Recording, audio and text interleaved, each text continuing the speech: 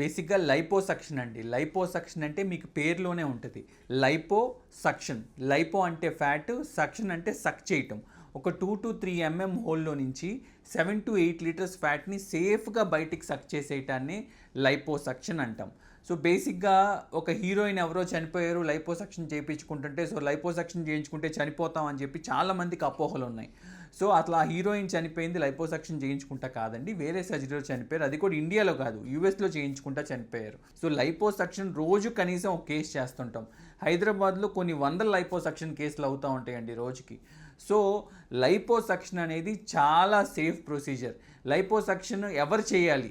Liposuction plastic surgeon మాత్రమే చేయాలి. Trained plastic surgeon చేస్తే liposuction is the safest procedure అండి.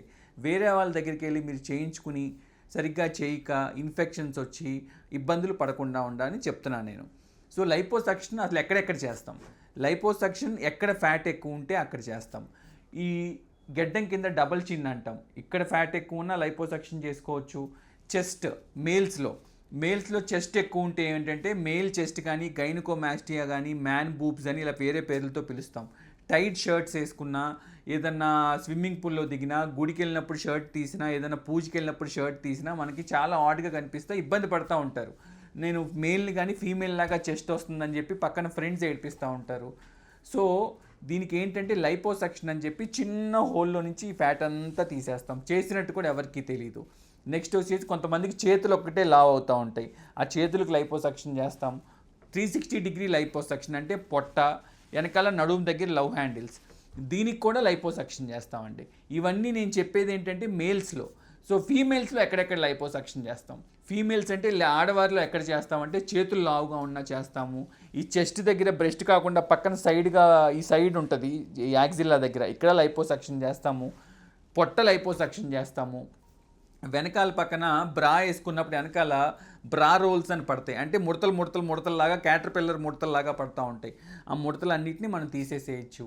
నెక్స్ట్ వచ్చేసి వెనకాల లవ్ హ్యాండిల్స్ అంటాం. నడుము దగ్గర ఇలా చేయేస్తే ఇక్కడ బాగా ఫ్యాట్ ఎక్కువ ఉంటుంది. సో చీర కట్టుకున్నా, డ్రెస్ వేసుకున్నా, జీన్స్ వేసుకున్నా, టీషర్ట్ వేసుకున్నా వెనకాల అక్కడ దాకా సన్నగా ఉంటారు, నడుము దగ్గర మాత్రం బాగా ఫ్యాట్ ఉంటుంది. దానికి లైపోసక్షన్ చేసుకోవచ్చు. అది కాకుండా కింద నడుము కిందకు వస్తే తొడల దగ్గర, థైస్ లోపల పక్క బయట పక్క రెండు పక్కల లైపోసక్షన్ చేసుకోవచ్చు. బాగా థైస్ పెద్దగా ఉన్నప్పుడు ఏమవుతుందంటే మీరు నడుస్తున్నా, పరిగెడుతున్నా, ఏదన్నా చేస్తున్నా థైస్ రబ్ అయ్యి మొత్తం పుండ్లు పడిపోతూ ఉంటాయి. సో దానివల్ల ఎక్సర్సైజ్ అయ్యి చేయలేరు. సో ఆ తొడల దగ్గర లైపోసక్షన్ చేసుకోవచ్చు. నెక్స్ట్ వచ్చేసి పైనుంచి సన్నగా ఉంటారు, నడుము దగ్గర ఈ థైస్ దగ్గరికి రాగానే ఈ హిప్ దగ్గర ఇలా లావుగా కనిపిస్తూ ఉంటుంది. సో అది దాన్ని శాడిల్ బ్యాగ్స్ అంటాం. ఆ శాడిల్ బ్యాగ్స్ లైపోసక్షన్ కూడా చేసుకోవచ్చు. సో బేసిక్గా లైపోసక్షన్ అంటే చాలా సింపుల్ ప్రొసీజర్. మార్నింగ్ చేసి నైట్ మిమ్మల్ని ఇంటికి పంపించేస్తాం. చాలా చాలా చాలా సేఫ్. అండ్ దీని తర్వాత తీసుకోవాల్సిన జాగ్రత్తలు ఏంటి?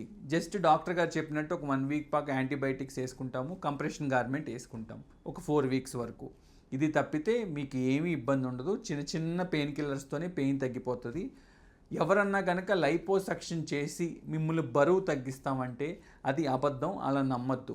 లైపోసక్షన్ బరువు తగ్గించడానికి కాదు, లైపోసక్షన్ ఒక పార్ట్ని, లావుగా ఉన్న పార్ట్ని సన్నగా చేయటానికి. దాని ద్వారా మీరు ఎక్సర్సైజ్ చేసుకుని ఫ్రీగా నడవగలిగి, ఫ్రీగా పరిగెత్తగలిగి మీరు కొంచెం వెయిట్ తగ్గుతారు. అంతేగాని ఫ్యాట్ తీయటం వల్ల ఎక్కువ వెయిట్ ఏం తగ్గవండి. అఫ్కోర్స్ మినిమం కొంచెం వెయిట్ తగ్గుతాం కానీ ఎక్కువ తగ్గం. సో లైపోసక్షన్ అనేది చాలా సేఫ్ ప్రొసీజర్. ఎప్పుడంటే ట్రైన్డ్ ప్లాస్టిక్ సర్జన్ చేస్తే. లైపోసక్షన్ ఓన్లీ ప్లాస్టిక్ సర్జనే చేయాలి. ప్లాస్టిక్ సర్జన్ తప్పితే ఎవరు చేసినా కూడా అది క్రైమ్. Thank you.